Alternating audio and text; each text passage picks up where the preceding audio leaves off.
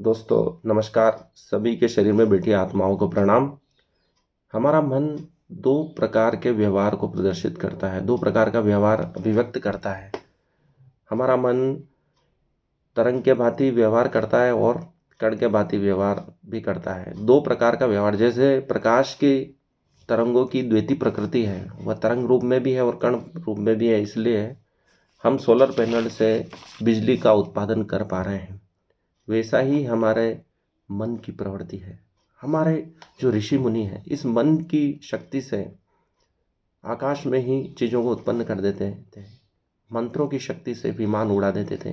तो ये मन की ही शक्ति है।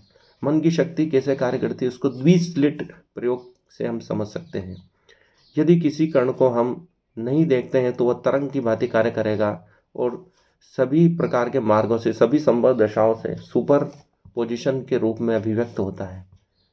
द्विस्लिट प्रयोग का प्रयोग ऐसा है कि यदि इलेक्ट्रॉन को कोई दृष्टा न देखे तो दोनों स्लिटों से जाकर दोनों से प्रतिबिंब सामने वाले पर्दे पर बनाएगा। लेकिन यदि कोई उसी क्षण दृष्टा है, कोई उसे देखने वाला है, दर्शक है, तो वो अपना कण रूप में प्रदर्शन करेगा, वो एक ही प्रिंट पर्दे पर बनाएगा। वैसा ही हमारा मन है। ऋषि मुनियों ने कहा मन में बड़ी शक्ति होती है। हमारा मन सुपर पोजिशन में रहता है साधारणतः। सुपर पोजिशन अर्थात सभी ओर भटकता रहता है। आप थोड़ा सा अपने मन पर ध्यान लगाएंगे तो पाएंगे कि वह एक जगह नहीं है। वह ऑफिस में भी है, घर पे भी है, आप भोजन कर रहे हैं उसमें भी है, सब तरफ घूम रहा है। यह उसकी सुपर पोजिशन है। अर्थात वह सभी संभव मार्गों में एक साथ गति कर रहा है। जैसे ही उसको हम देखते हैं तो वह अपनी मूल स्थान पर जो हम कार्य कर रहे हैं उसमें आ जाता है।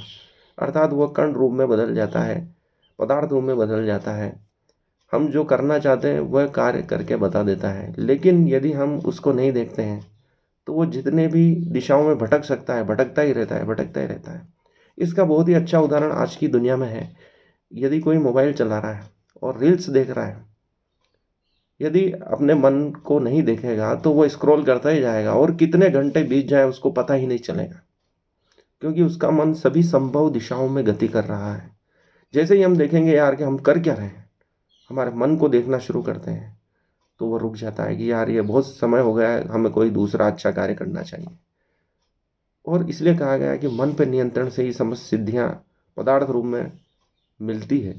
समस्त भौतिक सुविधाएं, आध्यात्मिक उपलब्धियां हमें मन के नियंत्रण से ही प्राप्त होती है। ये सभी संभव दिशाओं में गति कर रहा है।